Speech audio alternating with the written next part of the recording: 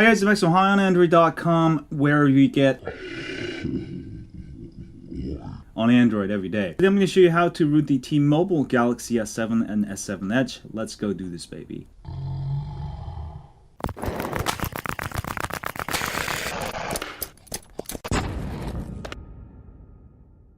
Hi guys, today we're going to go ahead and root our T-Mobile Galaxy S7 Edge on Nougat. Alright? The only thing you really need to do is power off. Alright? Power off. And then you're going to put it into download mode. Go ahead and hold down volume down, center home, and power. Alright, go ahead and hit volume up. Just put it into download mode. Go ahead and connect it to your computer via micro USB cable.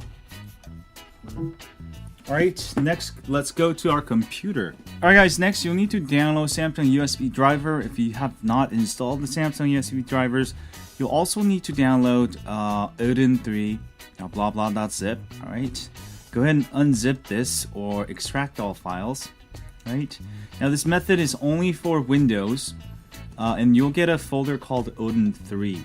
Alright, and you'll also need to get sroot_unroot blah.zip. Also go ahead and extract all files. Oops. Alright, so you get a folder with a bunch of stuff you need. And also you'll need to unzip engroot.usa.zip. Now this will work for T-Mobile Galaxy S7 or S7 Edge. You're going to use the S7 Qualcomm.tar for S7 and S7 Edge for S7 Edge. Alright, once you have unzipped all the files, go into the Odin3 directory. Alright, go ahead and double click on Odin3. And you should see a blue COM highlighted sign like that, box like that. If you don't see that, go ahead and run Samsung USB drivers. Unplug your USB and plug it back in, and you should see it. If you don't see it, go ahead and try rebooting your computer. Go ahead and choose AP, and you're going to go into the folder, the ENG folder. Alright, like I said, if you're using S7, choose the top one. S7 Edge, choose the bottom one. Alright, go ahead and hit start. Alright, and your phone will reboot, as you can see here. Alright, let it reboot. Alright, once rebooted, you will want to enable USB debugging. So go into settings and go to about device, and go to your software info. And go ahead and hit the build number a bunch of times until it says developer mode has been turned on. Hit the back button twice. Alright, way at the bottom now you should have developer options. Click on that and make sure OEM unlock is checked on and also USB debugging is checked on. And go ahead and plug it back into your computer. Next, let's go to our computer. Go ahead and go into the directory S7 root unroot blah and go ahead and double click on root.bat. Alright, go ahead and hit run. And you might have to, nope, it worked. Alright, and it's working, and it's actually pushing Super SU into your phone. Give it a second here.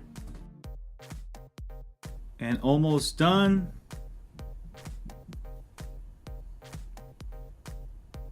And your phone will reboot.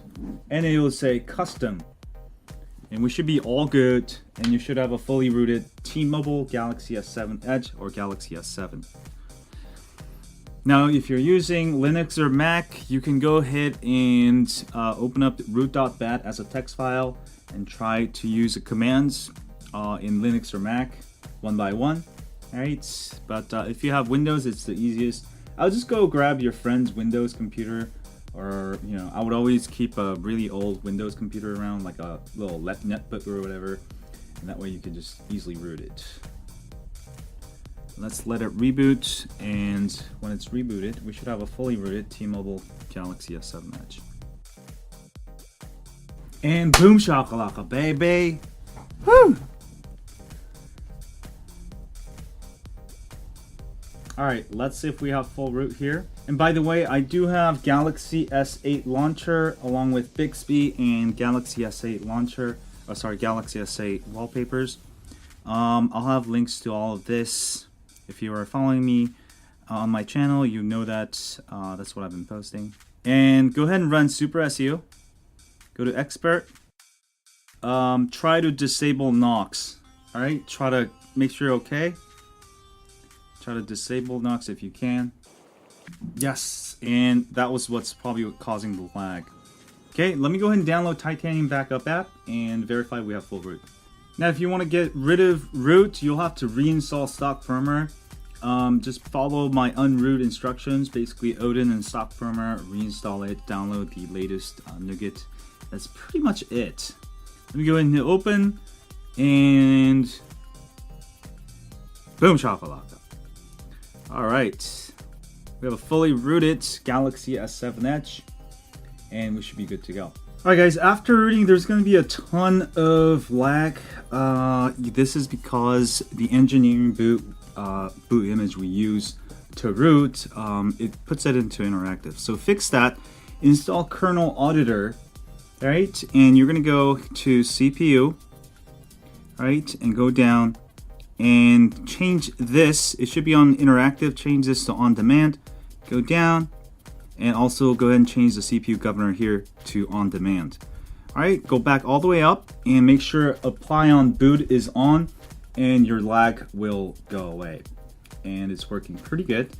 And now I have a always on display for Galaxy S7.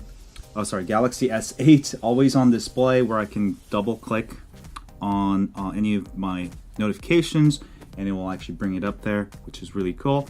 And also I've got Galaxy S8 soft buttons here. I'll show you how to do all of that in my next video. I'll be uploading really shortly here. So my S7 Edge is really like almost like an S8 right now, which is kind of cool. Anyway, all the files required on my site at highonandroid.com. I'll have the links in the description as always. That's pretty much it. I hope you guys enjoyed this video. I will see you guys in the next one. As always, stay on Android. Click here to subscribe.